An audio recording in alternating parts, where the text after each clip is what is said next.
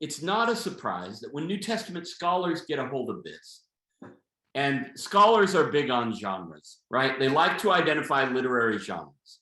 So when you and I say it's a gospel, scholars want to know, is it more like a biography or is it more like a history, or what kind of ancient literature is the Gospel of Matthew more like, right?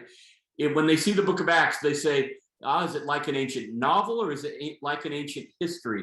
When they see letters, they have all kinds of classification because the Romans only knew one another through letters, right? Greco-Roman world, they couldn't just kind of text, right? They couldn't do anything that was extra local.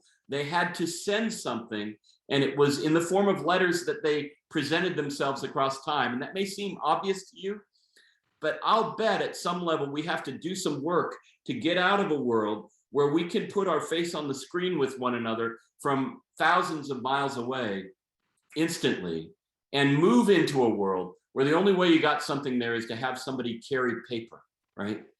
And so in that setting, we know that Paul's letter, by most scholars, is classified among all the different kinds of letters he could have written as a friendship letter. And that's appropriate from what we've seen, right?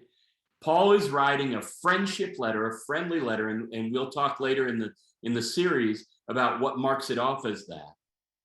But that's the genre in which he participates because he wants to tell them how intimately important they are to him and how much he cares for them.